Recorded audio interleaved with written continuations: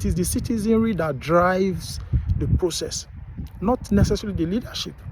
So you can have leadership that is corrupt everywhere, like we have in Nigeria today. If we have citizenry that is ready to take their destinies into their hands, to change the narrative, situation will not remain the same. That's just the truth, and that's part of what we're talking about. So I've decided to add my voice to the current situation in Nigeria, knowing fully well that yes, there's possibility that, as usual, the leadership, they may not listen, because a lot of people have been speaking. We have a lot of freedom fighters everywhere. We have a whole lot of voices here and there. Look at VDM, look at a whole lot. Dr. Charles Apoki and many more on social media today. They've been speaking and attacking the situation, the system, every day here and there, but nothing seems to be changing. But the path I've decided to take is a path of solution. In many of my videos, I'm going to be looking at solution. How do we resolve the problem of Nigeria? What is it that our leaders need to do right for insecurity problem to be resolved? What is it our leaders need to do right, for development to be guaranteed in Nigeria? These and more are going to be my, line of, thoughts as I engage in my videos going forward. And today, I'm right here in one farm. I've just spoken to Ian. So I want to start with the problem of herdsmen in Nigeria, which is a serious problem you and I know, everybody knows about. That has really eaten so deep into the fabric of the country, causing serious wahala everywhere. Part of it is the Benue State experience we just had. So I've been thinking and doing research into how cattle rearing is done in advanced and civilized society, with the hope of bringing this into the social media space, so that, who knows, one sane politician may just see it and say, okay, let us look in this direction and all that, because knowledge is power. And there's also this saying that now wait till you look through way eye, now your mate still pass you, now other countries still pass you. So there's really no rocket science about so many of these things happening abroad. I've spent quality time in my 3 years here in the UK studying their systems and operational procedures. Not necessarily because I want to do anything about it here, but to replicate this back in my country through, experiential knowledge sharing. And that is what I'm doing. So I'm here today in this big farm. Just take a look. You see cattle. You see, these are the European cow. European cow. You can see them looking at me here. Look at them. You see some of different sizes. I just finished speaking to the owner of this farm. It's a very big farm. You can see very big down that way. These are just part of the cows you are seeing here now. And you also have some on the other side. So because these ones are closer to me here, I'm just going to be using them as reference. You might be seeing them in the background as we do this video, as we speak. So we want to tackle the issue of herdsmen. How can we solve the problem of herdsmen in Nigeria? Now, I'll start by telling us how it is done here in the UK. To start with, all cattle here, that's all cows in the UK, they are all registered with passports. All cows have passports. Every European cow you see has a passport. Is that surprising to you? Every cow you see, like all these cows you see, all of them, they have passports. They have passport. Now, in their passport, it's just like a baby, a newborn baby. When you give birth to a baby, the baby gets birth certificate. So all of them have a passport. And that passport carries vital information like their date of birth and their genetic type is there. Their lineage, major information about this cow, they are all there in their passport. And as the owner of the farm, you keep documentation of these passports. It's very, very important. Now, what that means is that every cow you see anywhere in the UK, they have a database. Government has a database that captures all the cow. At the point the cow is giving birth to, you must register, is your obligation In fact, it's a criminal offense if your cow delivers and is not registered, is not captured in database. And it has grave consequences. Now, that is number one. Then number two, if you want to start a cattle business, first you get your farm. Now, you can either lease the farm, like in the case of Yen.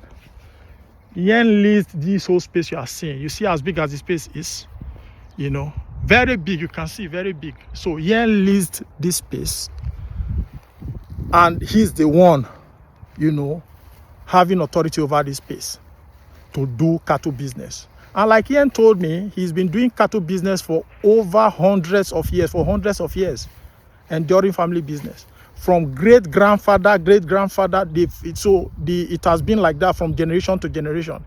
So he inherited the business from his father, and his father inherited from his grandfather. His grandfather inherited from his great-grandfather, like that. So that's how it has been. So it is a business that is so, you know, as in that aligns with them. It's in their gene, it's genetic, it's part of the family. Now, when you get the space, the land space, government will give you what we call holding number. Every farm, cattle farm, has a holding number, and the holding number is in the database. Now, that holding number helps to track your farm. So when they pops in from that number into the computer, everything about the farm, the total number of cattle you have, the number of calves you've had over a period of time, everything about the farm pops up. The total number of cattle you've sold out from the farm, everything pops up in the database system. So that is how it is. Now, the grazing of these cattle, how do they graze? You can see. Now, no cattle or farmer is permitted to take his cattle from his farm. Please take note of this, very important. As a farmer, a cattle farmer or cattle rearer or header, it is not allowed or permitted for you to take your cow from your farm and start roaming across your boundaries to other person's premises or neighborhood. So your cow must be within the confines of the farm. Like you can see, even the cows are interested in the video. You can see this black one just looking at, he has been gazing at me all this while, you know. So they must stay within the confines of your farm. They can't leave your farm to another man's farm. It is wrong, because it has serious consequences and environmental consequences. So that is another interesting part I want you to understand, because as I'm speaking and talking about all these things, I want us to be relating it to our situation in Nigeria, the cattle rearing business in Nigeria, how we go about it. So we begin to understand how we can solve this problem of herdsmanship. Because I listened to the governor of Benue State during his press statement saying that, the community leadership, the youth, they have to be ready to synergize on how to tackle the problem of herdsmen. And there's a curfew right now, as from 7 p.m. no herdsman is permitted to be roaming about. No herdsman is permitted to be roaming about within Benue State. Blah, blah, blah, and all that. That is not the solution. That is not the solution. Our politicians, I won't say they are daft. I don't know what their problem is. You people have a whole lot of professors. You have special assistant, this, that, on different economic matters, agriculture, this, that. But the problem with them is I don't think they are taking advice. So the issue, is it not even stupid for a cattle to feed? Now imagine this cattle as big as they are. After feeding for the whole day, you will not take them on endurance walk, on a walk for how many kilometers? They will walk and come back again. Then at the end of the day, they would have digested all the food they've eaten, everything. They are now hungry again. Is that not madness? Now look at them here. They are very comfortable.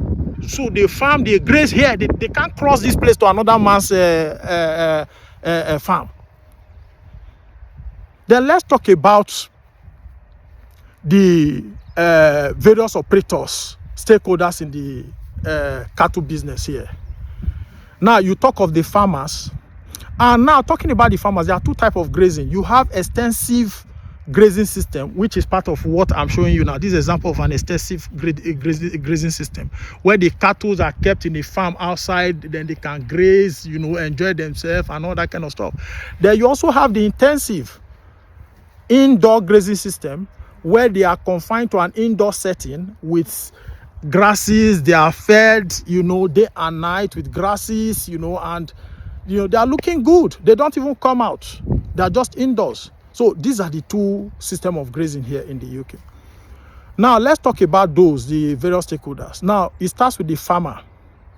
As a farmer, now as a farmer, you want to register, you want to start a cattle business. First, you have to register a company, maybe the farm. You register the company, then you lease a large portion of land. Everything is defined by the law. You lease a large space like a yen has done with this. Then at a very small amount of money, then government will now give you holding number. You now have your holding number. Then when you get your first cow, I'll tell you how to get the process of getting a cow, where you get your cow from, how to buy a cow here. Now, once you get the first cow, you have the information, the passport of the cow, everything registered and documented with the government. So you can now start your business. Now, somebody like Yen who has this cow, Yen only raises the cow to a certain level. Yen does not raise to the final level to finish.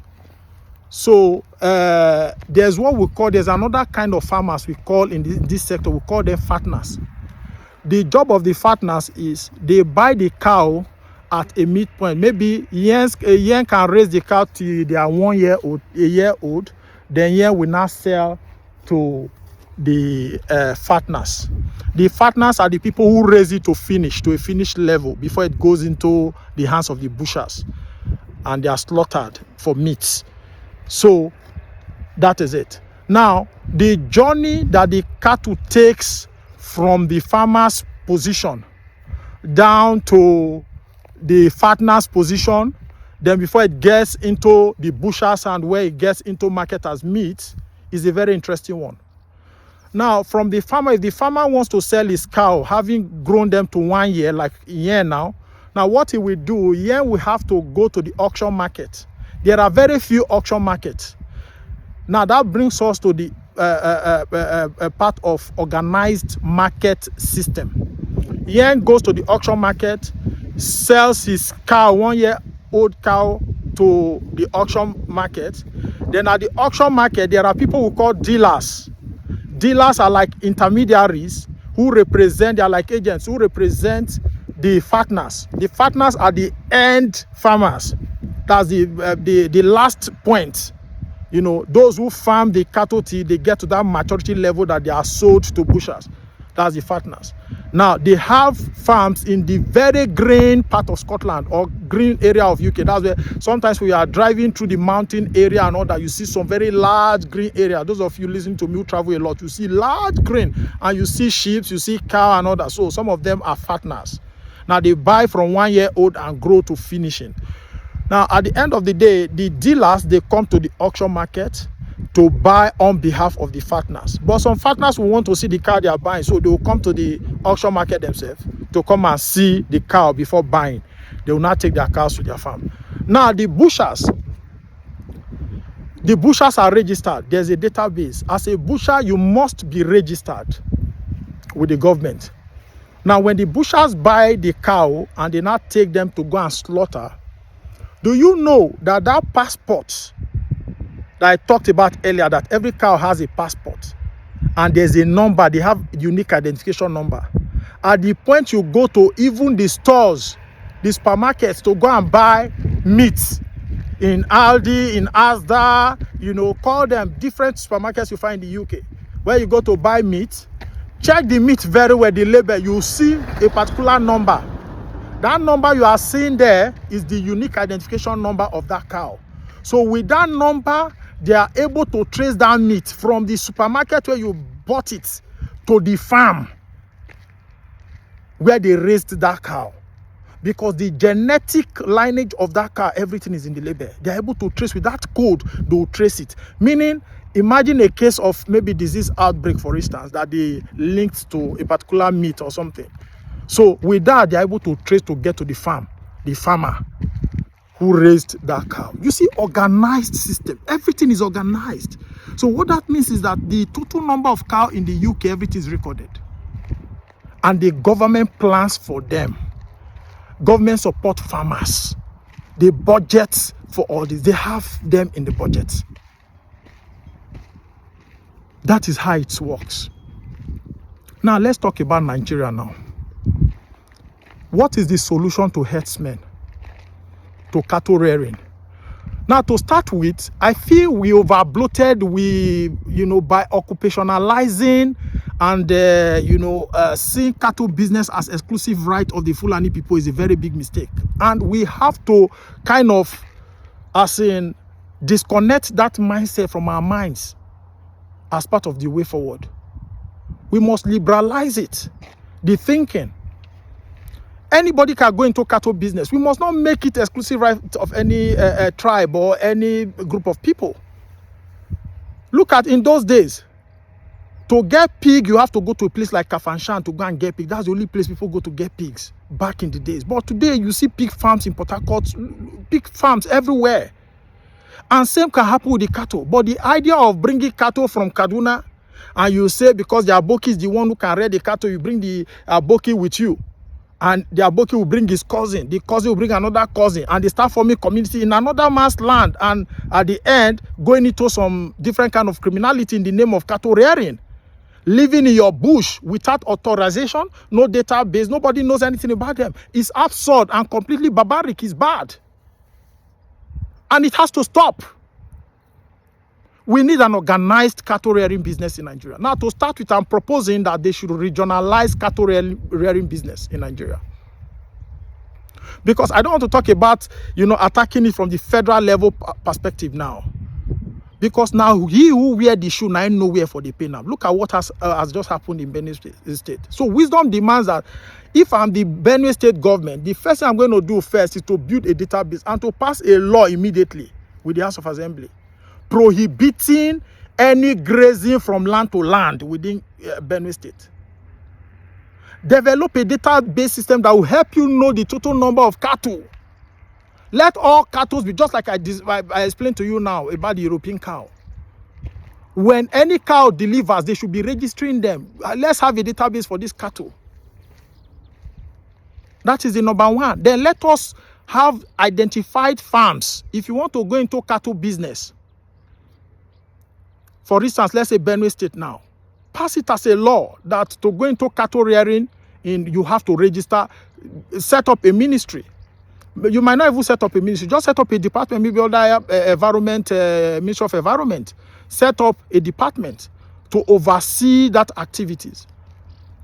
Then you say, okay, all cattle rearers should go and register. Give ultimatum that within the next maybe 3 months, if you know you have a cattle, you are a farmer and you have a cattle anywhere in Benue State, go and register under this department. Let that be the starting point. You have the passport of the owners of this farm. Then you will now go identify, allocate a particular area for grazing. Everybody should have their spots, their areas, their farms. The idea of taking your cattle from point A to point B has to stop.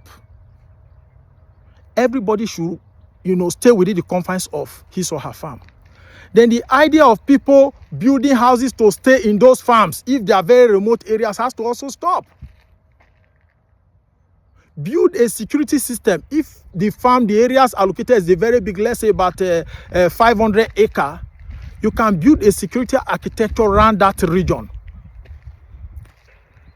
to oversee, give them a name to oversee the security of this cow in that region. Then every header must have a house where they stay.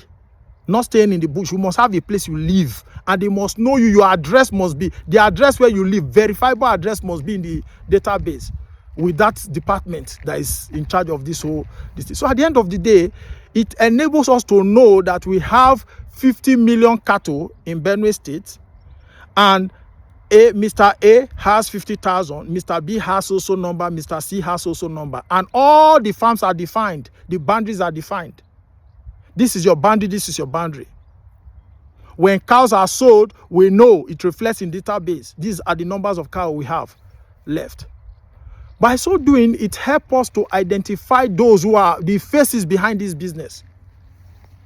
If Buhari is in Daura and has 20,000 cows, for instance, in Benue State, then let it be well defined. Buhari should have a farm that is registered with holding number.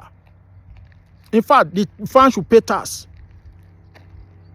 Everything should be well organized. Should be well organized. Then those managing Buhari's farm, we should know their identity.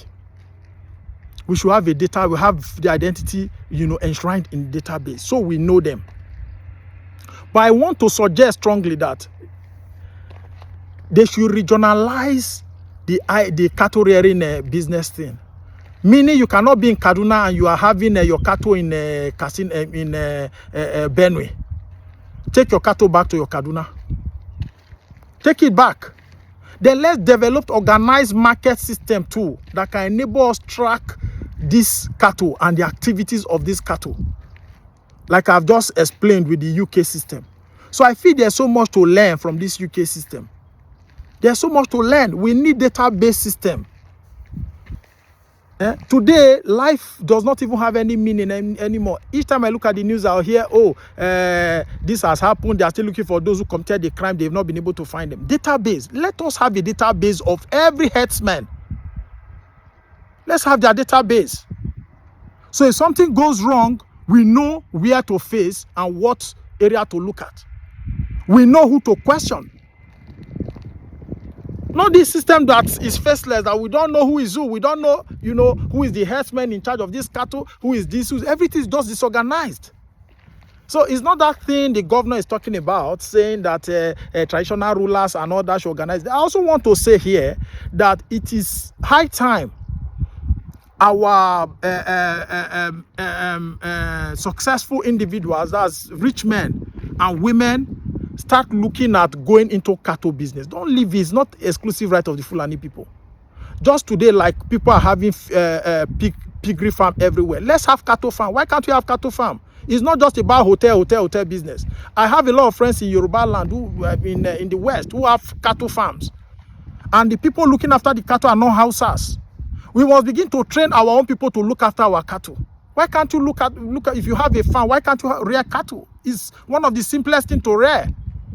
Why can't we rear cattle? Must we have Hausa people as if that, they are the most experienced, they understand? It's a big lie. It's a big lie.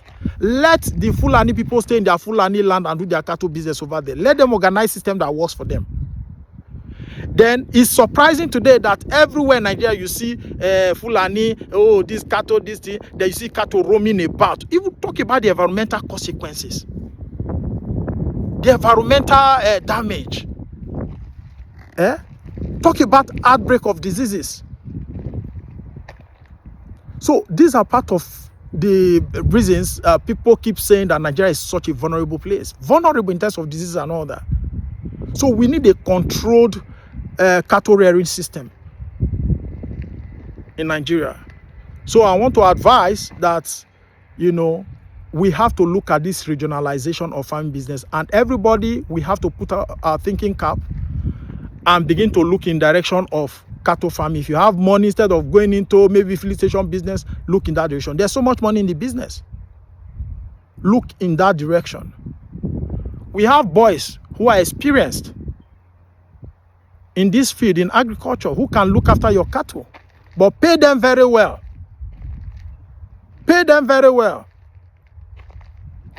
Let all the Fulani men in the south, let them go back to their farms to go and do their cattle business. If we have Urobo men, we have Isoko men, we have Igbo people, we have Calabar, everybody going into cattle rearing business, it will no longer be, because it's a force of demand and supply. If we no longer have people demanding cattle from the north, the northern people will look at alternative market for their cattle. So I think I'm going to call it a day here. Thank you very much for your time. But like I said earlier on, in days to come, I'll be meeting with other farmers. I'll be doing more findings about this sector and how it is done here, so that we can learn, from how it is done here and replicate same in our country. So once again, I'm still your friend, Marcus Ekure, reaching you from METV. Thank you so much for your time, and God bless you.